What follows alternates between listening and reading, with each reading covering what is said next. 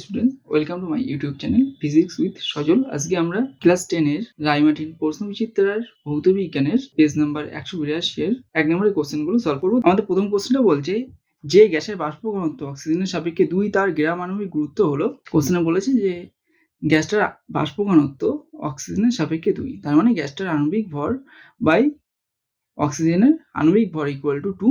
তাহলে এখান থেকে আমরা গ্যাসটার আণবিক ভর বের করে ফেলতে পারবো। তো গ্যাসটার আণবিক ভর কত হবে? 2 ইন্টু অক্সিজেনের আণবিক ভর। তো অক্সিজেনের আণবিক ভর হয় 32, তাহলে গ্যাসটার আণবিক ভর অর্থাৎ আণবিক গুরুত্ব আমাদের হয়ে যাবে 2 ইন্টু 32 মানে 64। তাহলে এটা হয়ে যাবে 64 গ্রাম পার মোল। তার বলছে সেলসিয়াস স্কেলে লোহার দৈর্ঘ্য প্রসারণ গুণাঙ্ক 1.2 ইন্টু 10⁻⁵ বা ডিগ্রি সেলসিয়াস হলে পরম স্কেলে এর মান কত হবে? তো পরম স্কেলে এর মান সেম থাকে, তার মানে আমাদের অপশন এটা অ্যান্সার হবে। তারপর বলছে শর্ট সার্কিট হলে বর্তনীতে রোধের মান কত হয়? রোধ শূন্য হয়ে যায়। তারপরে বলছে যে তড়িৎ প্রবাহের ফলে চুম্বক শলাকার বিক্ষেপের দিক যে নিয়ম দ্বারা নির্ণয় করা যায় তা হলো ফ্লেমিংয়ের বামহস্ত নিয়ম, অ্যাম্পিয়ারের সন্তরণ নিয়ম, ফ্লেমিংয়ের ডানহস্ত নিয়ম, মোটরের নিয়ম। তো এটা আমাদের অ্যান্সার হবে অ্যাম্পিয়ারের সন্তরণ নিয়ম। নেক্সট কোশ্চেনটা বলছে যে কোনটি তড়িৎ বিশ্লেষণের ব্যবহারিক প্রয়োগ নয়? তড়িৎ লেপন, তড়িৎ মুদ্রাক্ষর তৈরি, তড়িৎ তাপন, ধাতু নিষ্কাশন। তো তড়িৎ তাপন এটা তড়িৎ বিশ্লেষণে ব্যবহারিক প্রয়োগ নয়। তারপরে কোশ্চেনটা বলছে প্রদত্ত কোন গ্যাসটি শুষ্ক করতে পোড়া চুন ব্যবহৃত হয়?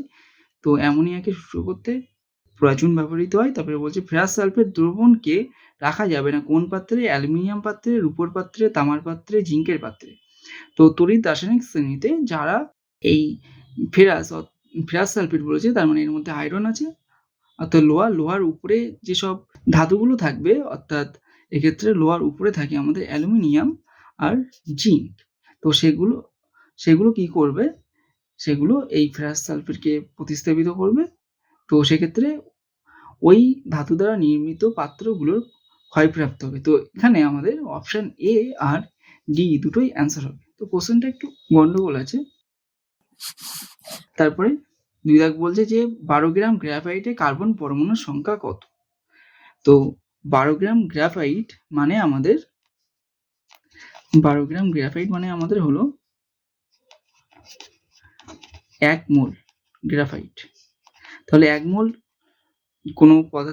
কোনো পরমাণুর মধ্যে আমাদের 6.022 ইন্টু 10⁻23 সংখ্যক পরমাণু থাকে, তাহলে এটাই আমাদের অ্যান্সার হবে।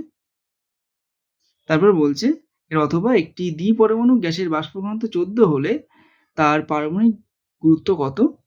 তো দ্বি পারমাণবিক গ্যাসের বাষ্প ঘনত্ব 14 বলেছে, তার মানে আণবিক গুরুত্ব অর্থাৎ m হয়ে যাবে ডবল, মানে 2 ইন্টু 14 অর্থাৎ 28। আর যেহেতু এটা দ্বি পরমাণুক বলা আছে, তার মানে এই যে গ্যাসটা আছে তাতে দুটো পরমাণু উপস্থিত আছে। তাহলে এখন গ্যাসটার পারমাণবিক গুরুত্ব বের করতে গেলে এই আণবিক গুরুত্বকে তাহলে আমাদের 2 দিয়ে ভাগ করতে হবে। 2 দিয়ে ভাগ করলে আমরা প্রত্যেকটা পরমাণুর ওজন পেয়ে যাব, অর্থাৎ এর অ্যান্সার হবে আমাদের 14।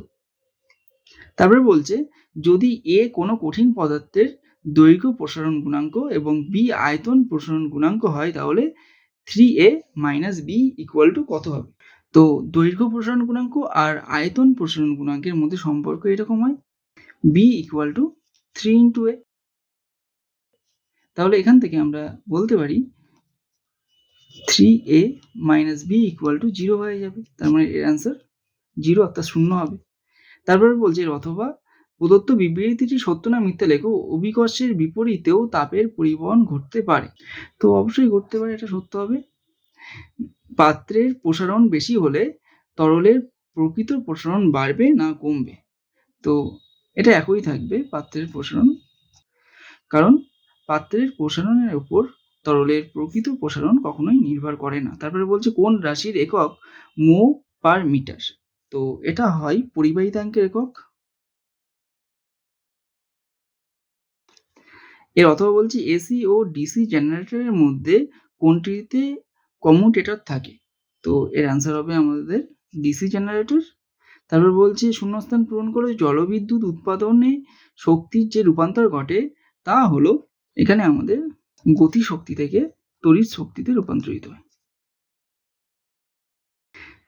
তারপরে বাম স্তম্ভের সঙ্গে ডান স্তম্ভ মেলাতে বলেছে। তো ফার্স্ট বলছে যে দুটি গ্যাসের বিক্রিয়ায় উৎপন্ন কঠিন পদার্থ। তো দুটি গ্যাসের বিক্রিয়ায় যে কঠিন পদার্থ উৎপন্ন হয় সেটা হলো অ্যামোনিয়াম ক্লোরাইড, তার মানে এটা আমাদের বি হবে। তারপর বলছে বিশুদ্ধ অ্যালুমিনিয়ার গলনাঙ্ক কমানোর জন্য ব্যবহৃত হয়। তো এক্ষেত্রে ব্যবহৃত হয় ক্যারোলাইট ও ফ্লুয়েসপার, তার মানে এটার অ্যান্সার হয়ে যাবে আমাদের এই সাইডে লিখলাম ডি।